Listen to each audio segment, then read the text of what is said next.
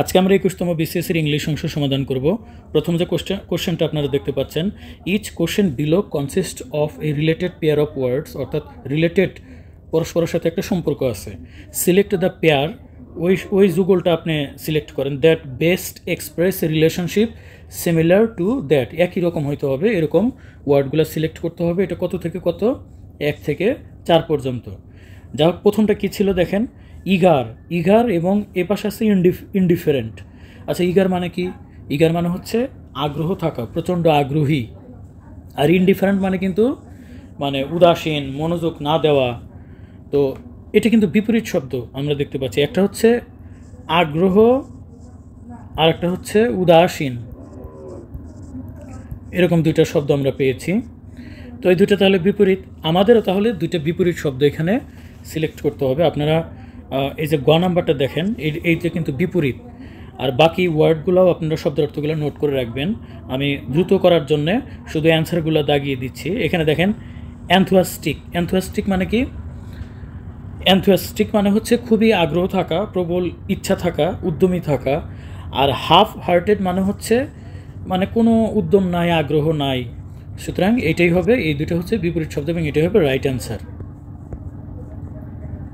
এরপরে দেখেন 2 নাম্বারটা খেয়াল করেন, লেন্থেন, এটা একটা ভার্ব। লেন্থেন মানে কি? দীর্ঘ করা। লেন্থ মানে বলি না, লেন্থ মানে দীর্ঘ, লং থেকে লেন্থেন মানে দীর্ঘ করা, প্রসারিত করা। প্রলং মানেও কিন্তু দীর্ঘায়িত করা বা প্রসারিত করা। তাহলে এই দুটো শব্দ কিন্তু কি বলেন তো? সমার্থক শব্দ। তো আমাদের সিনোনিম বের করতে হবে। সিনোনিম বের করলে আমরা কোনটা? এখানে এই যে প্রথমটাই দেখেন, স্ট্রেচ, বলি না স্ট্রেচ ইউর হ্যান্ড, মানে তোমার হাত প্রসারিত করো। তো স্ট্রেচ মানে প্রসারিত করা, দীর্ঘায়িত করা, বড় করা, লম্বা করা। এক্সটেন্ড মানেও কিন্তু দীর্ঘায়িত করা, প্রসারিত করা, বড় করা। সুতরাং এই ক নাম্বারটা হবে রাইট অ্যান্সার। 3 নাম্বারটা আছে ডিলে। ডিলে মানে আমরা সবাই জানি দেরি করা, বিলম্ব করা। রিটার্ড, এই রিটার্ড শব্দের অর্থ কিন্তু গতি হ্রাস করা। গতি হ্রাস করার ফলে দেরি হয়ে যাওয়া, বিলম্ব হওয়া। তো দুইটার অর্থ হচ্ছে বিলম্বিত হওয়া বা দেরি হওয়া, বাধাপ্রাপ্ত হওয়া। তো এই দুইটাও কিন্তু সমার্থক শব্দ। তো সমার্থক শব্দ এখানে কোনটা? এই যে হোল্ড, এখানে আমরা দেখি গ নাম্বারটা দেখেন, স্লো ডাউন মানে আস্তে করা, দেরি করা। আর হোল্ড আপ মানেও হচ্ছে দেরি করা বা দীর্ঘসূত্রিতা করা। সুতরাং এটা হবে রাইট অ্যান্সার। আর বাকি পোস্টপোন মানে হচ্ছে যে আদালত মুলতবি করে না, মুলতবি করে রাখা, যে বাকি কাজ পরে করব। প্রমোট মানে হচ্ছে আগায় দেওয়া, আমরা প্রমোট করি না অনেক সময়, একটা চ্যানেলকে প্রমোট করি। তো এই দুটো বিপরীত শব্দ, এটাতে অ্যান্সারে আসবেই না।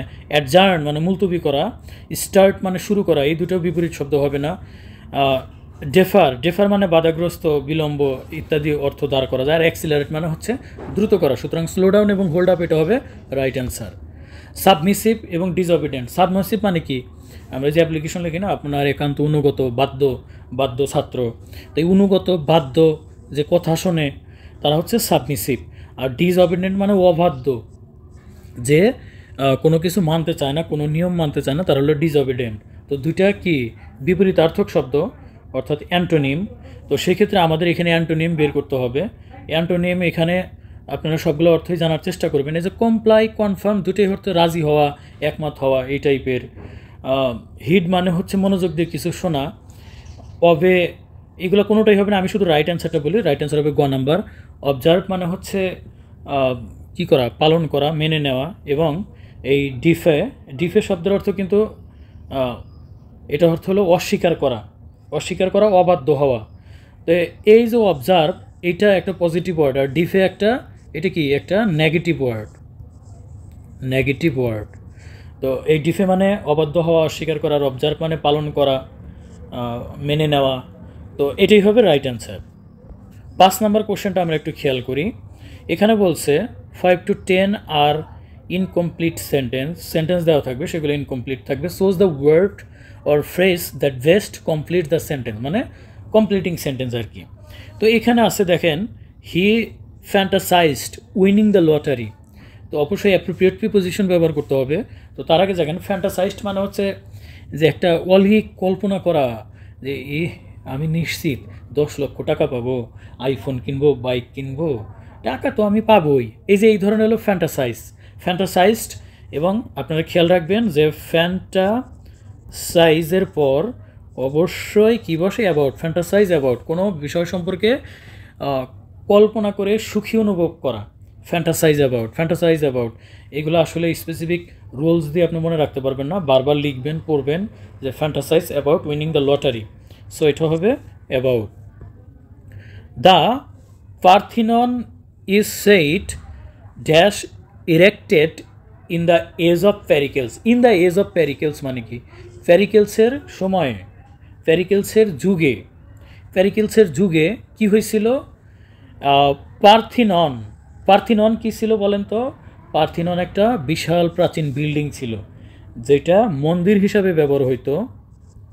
মন্দির, পার্থিনন একটা কি ছিল? বিশাল প্রাচীন একটা মন্দির। তো প্যারিকেলসের যুগে পার্থিনন নামের একটা কি ছিল? মন্দির ছিল। এখন এখানে দেখা আছে ইরেক্টেড, এটা খেয়াল করেন। ইরেক্টেড আসতে হলো ইরেক্ট থেকে। ইরেক্ট মানে কি? যারা ডাক্তার তারা ভালো বুঝতে পারে। ইরেক্ট মানে ইরেকটাল ডিসফাংশন। ইরেক্ট মানে হচ্ছে জাগ্রত হওয়া, জেগে ওঠা। যে সমস্ত পুরুষ তার যৌবন শক্তি কম, তাদের ইরেকটাল ডিসফাংশন হয়, মানে তাদের যৌবন শক্তি অনেক কম। আমি সুন্দর ভাষা প্রয়োগ করতে পারতেছি না, দুঃখিত। ইরেক্ট মানে জাগ্রত হওয়া, জেগে ওঠা।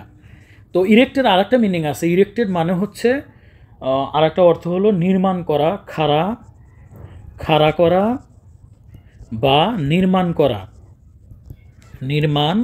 করা। তো ইরেক্টেড নির্মাণ হয়েছিল, নির্মিত হয়েছিল। তো এই মন্দিরটা নির্মিত হয়েছিল। এখন দেখেন, ইজ সেইট, মন্দির তো নিজে নিজে নির্মিত হয় না, তাই না? নিজেই তো নিজে নির্মাণ হয় না, অন্যে নির্মাণ করে, মানুষেরা নির্মাণ করে। এই জন্য এটা প্যাসিভ ভয়েসে আমরা রাখবো। তাহলে দ্য পার্থিনন ইজ সেইট, তাহলে সবগুলোর আগে টু আছে, তাহলে আমরা টু তো বসাবই। তবে আমাদের যেহেতু প্যাসিভ ভয়েস নর্মালি আপনি দেখেন, আমি যদি হ্যাভ আনি, হ্যাভ এবং মূল ভার্বের পাস্ট পার্টিসিপল, তাহলে হ্যাভ ইরেক্টেড এরকম হয়। এখন যেহেতু প্যাসিভ ভয়েস, আমরা জানি প্যাসিভ ভয়েস পারফেক্ট থাকলে কিন্তু একটা বিন আসে, এক্সট্রা একটা কী আসবে? বিন। তাহলে হ্যাভ বিন ইরেক্টেড। এখন কথা হলো হ্যাভ বিন হইলো কেন? হ্যাজ বিনও তো হইতে পারতো, তাই না?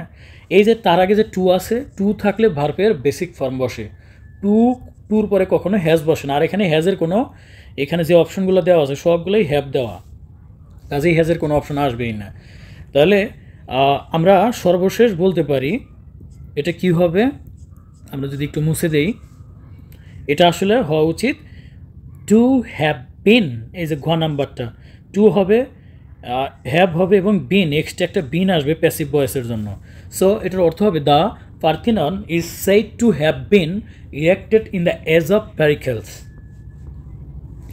হি divided the money dash the two children. এটা একদম বাচ্চাদের প্রশ্ন আসছে। টু চিলড্রেনের ভিতর টাকা বিভক্ত করা হয়েছে, তো দুইজনের ভিতর যদি কোনো কিছু ভাগ করে দেওয়া হয় তখন আমরা অবশ্যই বিটুইন ব্যবহার করব। আর যদি দুইয়ের অধিক, যে তিনজনের ভিতরে ভাগ করে দিচ্ছেন, চারজনের ভিতরে ভাগ করে দিচ্ছেন, তখন আমরা কি ব্যবহার করতাম? তখন কিন্তু প্রিপোজিশন হিসেবে আমরা এবং ব্যবহার করতাম। যেহেতু দুইজনের ভিতরে ভাগাভাগি, সেজন্য আমরা বিটুইন ব্যবহার করব। এটা কিন্তু একদম ছোট বাচ্চাদের একটা ছিল। এবার দেখেন, অ্যাজ দে ওয়েটেড, আমার ধারণা এখানে একটা কমা চিহ্ন হবে। অ্যাজ দে ওয়েটেড, যেহেতু বা যখন তারা ওয়েট করতেছিল, রহিম আর্গুড অ্যাগেনস্ট ওয়ার। রহিম যুক্তিতর্ক দিচ্ছিল কিসের বিপরীতে? যুদ্ধের বিপরীতে সে বিতর্ক করতেছিল যুদ্ধের বিপরীতে। হোয়াইল যখন বা যেখানে অন্য একজন অন্য কোনো কাজ করতেছিল, তাহলে while his brother was discussing, while had, তার মানে হোয়াইল দিয়ে সব কিছু শুরু হয়েছে। আপনি যদি হোয়াইলের মিনিংটা, হোয়াইলের পর কি হয় সেটা যদি ভালোভাবে জানেন, তাহলেই কিন্তু এটা পারবেন। আপনার এই ডাক পড়াও লাগবে না, হোয়াইলের স্ট্রাকচারটা জানলেই হবে। হোয়াইলের স্ট্রাকচার হলো, যখন আপনি হোয়াইল বসাবেন, এরপরে যদি সাথে সাথে কোনো ভার্ব বসে, ওই ভার্বের সাথে আইএনজি যুক্ত করা লাগে। যেমন while doing, while going, while playing, যখন খেলতেছিলাম, যখন করতেছিলাম, যখন হোয়াইল গোয়িং, যখন যাচ্ছিলাম, এরকম হয়। আবার হোয়াইলের পর যদি সাবজেক্ট থাকে, হোয়াইলের পর কোনো একটা সাবজেক্ট থাকলো, আই, হি, শি, করিম, এরকম যদি থাকে, তাহলে অবশ্যই সেটা কিন্তু পাস্ট কন্টিনিউয়াস হবে। কি হবে? পাস্ট কন্টিনিউয়াস হবে। পাস্ট কন্টিনিউয়াসে কি হয়, ওয়াজ হবে অথবা ওয়্যার হবে, তারপরে মূল ভার্বের সাথে কি হবে, আইনজি হবে, এটা আপনারা নিশ্চয়ই জানেন। তো আমি আবার যদি একটু সংক্ষিপ্ত আকারে বলি, হোয়াইলের পর যদি সাবজেক্ট থাকে তাহলে সেটা আপনি পাস্ট কন্টিনিউয়াস করবেন। সো হোয়াইলের পর আমরা দেখতে পাচ্ছি হিজ ব্রাদার সাবজেক্ট আছে, তাই না? তাহলে এখানে ডিসকাস এটা তো হবেই না, পাস্ট কন্টিনিউয়াস হইতে হবে। হোয়াইল ইজ ব্রাদার ডিসকাসড এটাও হবে না। While his brother was discussing, খেয়াল করেন, ওয়াজ ডিসকাসিং এটা কিন্তু পাস্ট কন্টিনিউয়াস আছে, তাই না? তার মানে হোয়াইল দ্বারা বাক্যের আগের অংশ যদি পাস্ট থাকে, এই যে এটা কিন্তু পাস্ট টেন্স, এটা কি পাস্ট ইনডেফিনিট, ইনডেফিনিট। তো হোয়াইলের আগের অংশে যদি পাস্ট ইনডেফিনিট থাকে, হোয়াইলের পর সাবজেক্ট বসে এবং সেটার পাস্ট কন্টিনিউয়াস বসে, সুতরাং এটাই হবে রাইট অ্যান্সার। এটাও কিন্তু নিবন্ধন সহ বিসিএস সহ বিভিন্ন চাকরি পরীক্ষায় কিন্তু এরকম কোশ্চেন এসে থাকে, আপনারা একটু বুঝে বুঝে সলভ করবেন।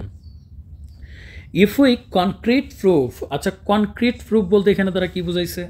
কনক্রিট মানে ইট পাথর এরকম কিছু বুঝাইছে না। কনক্রিট প্রুফ বলতে বুঝাইছে একদম এক্সাক্ট প্রুফ, হ্যাঁ, তো শক্ত প্রমাণ, এই টাইপের কিছু একটা বুঝাইছে।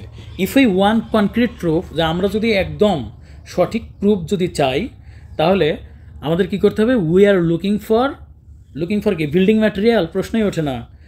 Cement mixer, no. Something to cover a path, না। কভার এ পাথ মানে কিছু দিয়ে পথের উপরে কিছু একটা বিছাই দেওয়া, এরকম কিছু না। তাহলে এটা কী হবে? Clear evidence. ক্লিয়ার এভিডেন্স মানে কি? একদম পরিষ্কার প্রমাণ। একদম পরিষ্কার প্রমাণ পাইলেই আমরা সেটাকে বলবো concrete proof.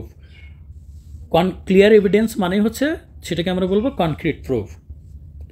The Olympic games were watched by dash billions of people all over the world. সারা বিশ্বব্যাপী অলিম্পিক গেমগুলা ওয়াচড দেখা হয়েছিল by exactly billion people. Exactly, আপনি কি এক্স্যাক্টলি বলতে পারবেন?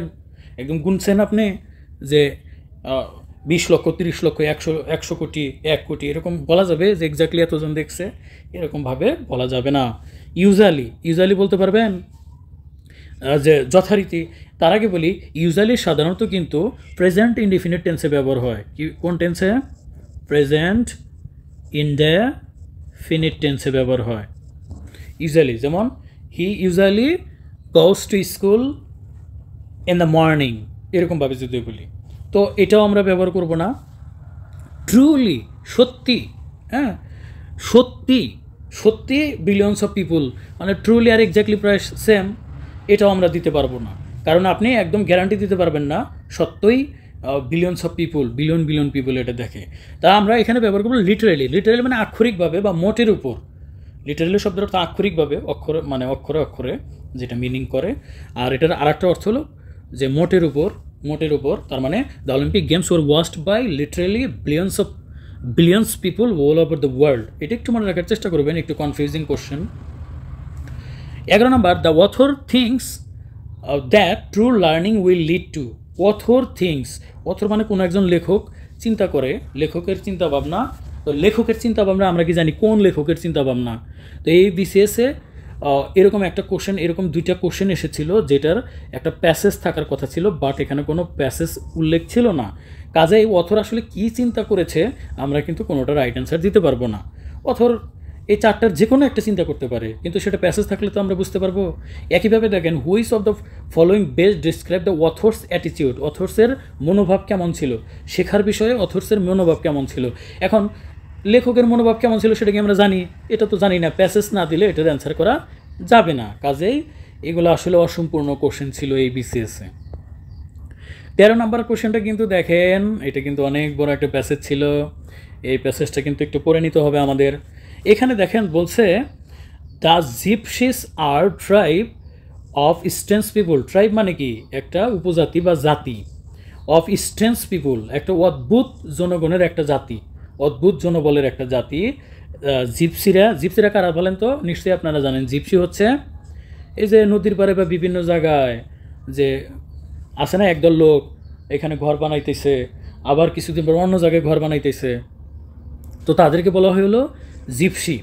তো জিপসি হচ্ছে এমন একটা স্ট্রেঞ্জ একটা জাতি। They do not have any fixed home. তাদের একদম ফিক্সড নির্ধারিত কোনো বাসাবাড়ি নাই। যেমন এই যে আমাদের কিন্তু নির্ধারিত বাসাবাড়ি আছে, আমরা বাসায় ফিরি, একটা সংসার করি, বিল্ডিং করি, কিন্তু ওরা কিন্তু আজকে এখানে কালকে ওখানে যাযাবর। But wonder about from place to place. এই যে এই ওয়ান্ডার মানে কিন্তু অবাক হওয়া না। ওয়ান্ডার যদি থাকে তাহলে অবাক হওয়া। আর এই ওয়ান্ডার WANDER, এই ওয়ান্ডার মানে হচ্ছে ওয়ান্ডার মানে উদ্দেশ্যহীনভাবে ঘোরাফেরা করা। তাহলে wonder about from place to place, এক জায়গা থেকে এক জায়গায় ঘোরাঘুরি করে, ঘোরাফেরা করে। লিভ ইন টেন্টস, তারা কোথায় বাস করে? তাঁবুতে বাস করে, তাঁবুটানায় বাস করে। They were originally native of India, তারা মূলত ইন্ডিয়ান বংশোদ্ভূত বা ইন্ডিয়া থেকে এই জাতির উৎপত্তি হয়েছে। বাট মানে ভারতীয় বলা চলে। But as they reached England, কিন্তু যখন তারা ইংল্যান্ডে প্রবেশ করে, ফ্রম ইজিপ্ট, মিশর থেকে, তার মানে মিশর থেকে কোথায় যায়? ইংল্যান্ডে যায়। দ্য ইংলিশ জাতিরা, ইংল্যান্ডবাসীরা, ব্রিটিশরা টুক দেম ফর ইজিপশিয়ানস, তাদেরকে ইজিপশিয়ান মনে করতো, মানে ইজিপ্ট থেকে আসছে, কাজেই ইজিপ্টের নাগরিক অর্থাৎ মিশরের নাগরিক হিসেবে তারা ভাবতো, বা মিশরের জনগণ হিসেবে তারা ধরে নিছিল। This is why they came to be called gypsies. এই যে ইজিপসিস সেখান থেকে আসছে জিপসিস। ও দেখেন যে ইজিপসিস বা ইজিপশিয়ানস থেকে জিপশিয়ানস বা জিপসি, এই শব্দগুলোর কিন্তু একটা কানেক্টিভিটি আছে। They were believe to possess, তারা বিশ্বাস করতো পজেস স্ট্রেঞ্জ পাওয়ার, যে তাদের কি আছে? অদ্ভুত পাওয়ার আছে, অদ্ভুত শক্তি আছে। They could tell your fortune, তারা তোমার ভাগ্য বলে দিতে পারবে। By reading the palm of your hand, এই পাম মানে কি? তোমার হাত দেখে তারা তোমার ভবিষ্যৎ বলে দিতে পারবে। ইট ওয়াজ থট দে স্টল মানে কি? স্টিল মানে চুরি করা। Stole little children to train them in their way of life. আচ্ছা, এটা মানে হচ্ছে যে, আমি আবারও পড়তেছি, ইট ওয়াজ থট, এটা চিন্তা করা হতো, they stole children to train them in their way of life, যে ধারণা করা হইতো যে তারা শিশু চুরি করতো, তাদের মতো করে মানে ওই শিশুকে ট্রেন করবে যে আমাদের মতো হও। When ever a child goat lost, যখনই কোনো শিশু হারিয়ে যেত, ইট ওয়াজ থট, ধরে নেওয়া হতো, that it had been carried away by gypsies. এই ক্যারিড অ্যাওয়ে মানে কি? ছিনতাই করে নেওয়া, বা ক্যারিড অ্যাওয়ে মানে হচ্ছে কিডন্যাপ, অপহরণ করা। কিডন্যাপ বাই জিপসিস, যখনই কোনো শিশু হারিয়ে যেত, ব্রিটিশরা মনে করতো যে জিপসিরা কিডন্যাপ করে, অপহরণ করে নিয়ে গেছে। সো দে ওয়ার অ্যারেস্টেড, তাই তাদেরকে, এই জিপসিদের কী করা হতো? অ্যারেস্ট করা হতো। অ্যান্ড সেন্ড ফর ট্রায়াল, এবং বিচারের জন্য পাঠানো হতো আদালতে। বাট দিস অ্যাটিটিউড, কিন্তু এই মনোভাবটা, টুয়ার্ডস দ্য জিপসিদের সম্পর্কে এই মনোভাবটা, হ্যাজ গ্র্যাজুয়ালি চেঞ্জড। এটা কোন টেন্স? হ্যাজ আছে এবং গ্র্যাজুয়ালি চেঞ্জড, তার মানে এটা প্রেজেন্ট পারফেক্ট, মানে বোঝা যাচ্ছে যে তারা এই ধ্যান ধারণাটা তাদের চেঞ্জ হইতেছে, মানে চলমান আছে, শুরু হয়েছে আগে থেকে, এবং গ্র্যাজুয়ালি ধাপে ধাপে তাদের অবস্থানটা, জিপসিদের সম্পর্কে অবস্থানটা, ধ্যান ধারণাটা চেঞ্জ হয়ে যাচ্ছে। আচ্ছা, প্রশ্ন হলো, দ্য জিপসিস আর পিপুল হু, এই যে হু, এটা রিলেটিভ প্রোনাউন, তার মানে এই পিপুল, এই জিপসি পিপুল সম্পর্কে একটা সঠিক তথ্য আমাকে দিতে হবে। তাহলে who have settle a way of life, no, তারা তো সেটেল কোনো জীবনযাপন করে না।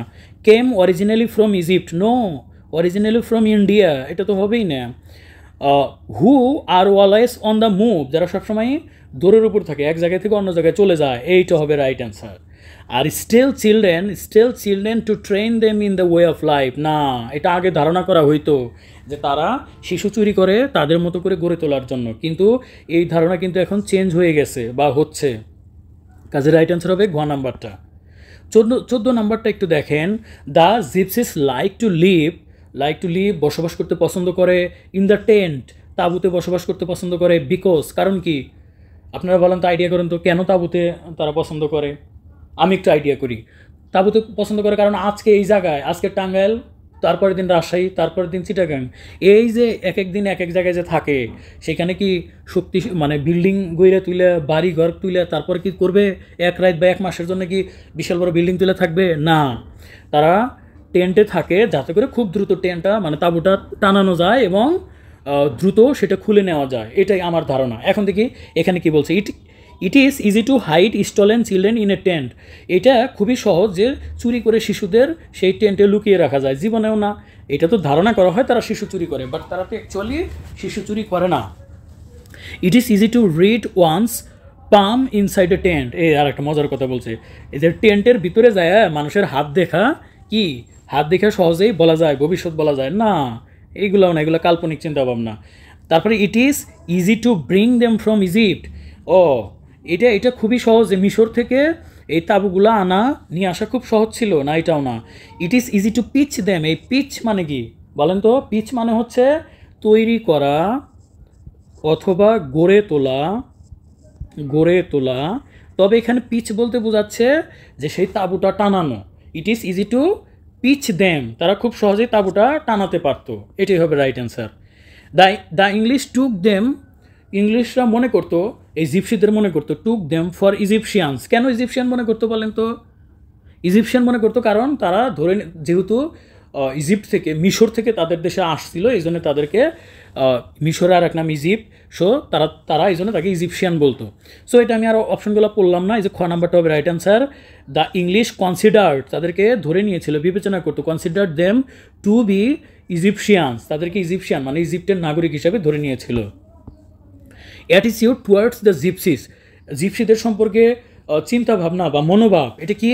আমরা অন্যগুলো অপশন পড়লাম না, খুব দ্রুত অ্যান্সার করি সময় বাঁচানোর জন্য। হ্যাভ শোন সাইন্স অফ সেন্স, আমাদের না, ঠিক ব্রিটিশদের বা সারা বিশ্বেরই আমাদের অ্যাটিটিউডগুলো জিপসিদের প্রতি চেঞ্জ হয়ে গেছে, যে তারা আসলে শিশু চুরি করে না, তারা কি have not much changed over the years, না চেঞ্জ হয়েছে তো আমাদের চিন্তাভাবনা, আর স্টিল সেম অ্যাজ বিফোর, আগের মতোই আছে আমাদের চিন্তাভাবনা, না, এটা হবে হ্যাভ শোন সাইন্স অফ চেঞ্জ, তাদের সম্পর্কে আমাদের অ্যাটিটিউড চেঞ্জ হচ্ছে, আমাদের অ্যাটিটিউড তাদের সম্পর্কে বা ব্রিটিশদের অ্যাটিটিউড তাদের সম্পর্কে চেঞ্জ হচ্ছে। 19 নাম্বার কোশ্চেন 19 to 22 আর incomplete sentence choose the word of phrase best complete. আচ্ছা, সোজা কথা, এখানে আমাদের শূন্যস্থান পূরণ করতে হবে। ট্রিস হ্যাজ বিন ব্লন, এখানে কিন্তু আমাদের কি করতে হবে? অ্যাপ্রোপ্রিয়েট প্রিপোজিশন প্রয়োগ করতে হবে। তো এই যে দেখেন, আমি এটা মনে রাখার একটা সিস্টেম বলে দিই। অ্যাওয়ে শব্দের অর্থ মানে জানেন আপনারা? হোম মানে কি? এই যে আমরা ফুটবল খেলা দেখি, হোম এবং অ্যাওয়ে, আবার ক্রিকেট খেলা, অ্যাওয়ে সিরিজ মানে দূরে যাওয়া, আর হোম মানে কি? হোম সিরিজ মানে কি? যে আমাদের দেশে এসে খেলবে। তো এই যে অ্যাওয়ে মানে কি? দূরে। তো এখন দেখেন একটা গাছ, হ্যাঁ, যে ব্লোন অ্যাওয়ে, এই ব্লোন অ্যাওয়ে যদি ব্যবহার করেন মানে কি? গাছটা একদম শিকড় সহ উঠে গেছে, উঠে কি যে জায়গায় সে জায়গায় থাকে না, প্রচণ্ড ঝড়ে কিন্তু গাছ ভাঙ্গে চুইরে একদম উঠে দূরে চলে যায়, এক জায়গার জিনিস এক এলাকার গাছ অন্য এলাকায় চলে যায়। তো ঝড়ে যখন কোনো জিনিস এভাবে উড়ে যায়, সেটা কিন্তু আর সেই একই জায়গায় থাকে না, দূরে চলে যায়। এই জন্য ব্লাউন অ্যাওয়ে মনে রাখবেন আপনি। ব্লাউন অ্যাওয়ে মানে হচ্ছে শিকড় সহ উঠে যাওয়া, উৎপাটিত হওয়া। The tree has been blown away by strong wind, প্রচণ্ড বাতাসে। তো অ্যাওয়েটা মনে রাখবেন কীভাবে? অ্যাওয়ে মানে দূরে। তো যখন ঝড় হয়, কোনো জিনিস যখন ঝড়ে উড়ে যায়, দূরে চলে যায়, এভাবে মনে রাখার চেষ্টা করবেন। নো ওয়ান ক্যান, কেহই পারবে না, কি করতে পারবে না? অস্বীকার করতে পারবে না। অন্যগুলোর অর্থ আপনারা নিশ্চয়ই জানেন। নো ওয়ান ক্যান ডিনাই, কেউ অস্বীকার করতে পারবে না দ্যাট যে হি ইজ ক্লেভার, সে খুবই চালাক। তাহলে কেউই অস্বীকার করতে পারবে না সে চালাক, তাহলে ডিনাই ব্যবহার করবেন। 21 number, A rewarded has been announced. এই যে হ্যাজ বিন অ্যানাউন্সড, কোন টেন্স? এটা কিন্তু প্রেজেন্ট পারফেক্ট টেন্স। এখন কথা হলো বিন আনলো কেন? বিন আনছে কারণ এটা প্যাসিভ ফর্মে, মানে একটি রিওয়ার্ড তো নিজে কোনো কাজ করে না, রিওয়ার্ড ঘোষণা করা হয়েছে, এটা passive voice. Has been announced, but আপনি মনোযোগ দিয়ে খেয়াল করবেন, এটা কিন্তু প্রেজেন্ট কি পারফেক্ট টেন্স, প্রেজেন্ট পারফেক্ট। আর যে বিন আসছে হলো প্যাসিভ ভয়েস দেখে একটা সাহায্যকারী ভার্ব আসছে। আচ্ছা, তাহলে আমাদের এই হুর আগ পর্যন্ত কিন্তু প্রেজেন্ট পারফেক্ট, তাহলে হুর পরে নিশ্চয়ই একই টেন্স থাকবে, অবশ্যই একই টেন্স থাকবে। হু হচ্ছে রিলেটিভ প্রোনাউন দিয়ে সাধারণত আমাদের একই ধরনের টেন্সগুলো ব্যবহার হয়। আমি বলছি সাধারণত, তবে ভিন্ন টেন্সও ব্যবহার হতে পারে। এখন হু যে ব্যবহার করছে এটা তো রিলেটিভ প্রোনাউন। এখন হু বলতে আসলে কাকে বোঝাচ্ছে? অবশ্যই হু বলতে, বলেন তো কাকে বোঝাচ্ছে? আমি কিন্তু অলরেডি বলে দিয়েছি যে হু বলতে এখানে হুটা কিন্তু এখানে রিলেটিভ প্রোনাউন হিসাবে বসেছে। সো রিলেটিভ প্রোনাউন কিন্তু এই যে আগের ওয়ার্ডটাকে মিন করে, আগের সাবজেক্টটাকে মিন করে। এমপ্লয়িজ, এটা কি এমপ্লয়িজ কি প্লুরাল না? অবশ্যই প্লুরাল। সো আমরা বুঝতে পেরেছি যে এই পাশে পারফেক্ট প্রেজেন্ট পারফেক্ট বসবে। কি বসবে? প্রেজেন্ট পারফেক্ট বসবে। কেন প্রেজেন্ট পারফেক্ট বসবে? কারণ এই যে এই পাশে প্রেজেন্ট পারফেক্ট ছিল। এখন প্রেজেন্ট পারফেক্ট যে বসবে, প্রেজেন্ট পারফেক্টে তো হ্যাভও হয় আবার হ্যাজও হয়। আমরা কোনটা বসাবো? এখন দেখতে হবে যে এমপ্লয়িজ হুর আগে যে সাবজেক্ট আছে এমপ্লয়িজ, এটা হচ্ছে প্লুরাল। আর প্লুরাল হলে হ্যাজ বসবে? নো, হ্যাভ বসবে। তাহলে আমরা বুঝতে পারতেছি আমরা হ্যাভ বসবে এখানে। তাহলে হ্যাভ কোনটাতে আছে? হ্যাভ এই যে এটাতে হ্যাভ আছে, এটাতে হ্যাভ আছে, তাহলে বাকি দুইটা হবে না। এখন প্রেজেন্ট পারফেক্ট টেন্সে হ্যাভ বা হ্যাজ যেটাই হোক, তারপরে কি হয়? ভার্বের V3 হয়, ভার্বের পাস্ট পার্টিসিপল হয়। তাহলে ভার্বের পাস্ট পার্টিসিপল যদি হয় তাহলে এই যে ওয়ার্কড, এই যে এইটা হবে। আর হ্যাড ওয়ার্কড, এখানে এক্সট্রা আবার হ্যাড করতে গিয়ে আমদানি হবে, এটা হবে না। আমরা জানি হ্যাভ হ্যাজ, এই যে হ্যাভ বা হ্যাজের পর মূল ভার্বের পাস্ট পার্টিসিপল এখানে দেওয়া আছে। সুতরাং এই যে ক নাম্বারটা, সরি এটা না, আমি ভুল দাগিয়ে ফেলছি, এটা না, এই যে ক নাম্বারটা হবে রাইট অ্যান্সার, হ্যাভ ওয়ার্কড। তো এটা খুব ইন্টারেস্টিং একটা গ্রামার ছিল। এই ধরনের জিনিসগুলো মনোযোগ দিয়ে সলভ করবেন, এগুলো পরীক্ষায় কিন্তু অনেক আসে। আজকের last question, to dash the arrival of spring Bangladesh television dash a special function. To arrival of the spring মানে কি? বসন্তের আগমন। বসন্তের আগমন কি করবে? কমুমারেট মানে কি বলেন তো? স্মরণ করা। তো বসন্তের আগমনকে কেউ স্মরণ করে না? এটা কি স্মরণ করার জিনিস না, এটা উদযাপন করার জিনিস। বসন্তের শুরুটা অ্যানাউন্স করা, এটা কি ঘোষণা করে বাংলাদেশ টেলিভিশন? না, এইটা সেলিব্রেট হতে পারে। ওকে, আমি এটা রাইট, সেলিব্রেট।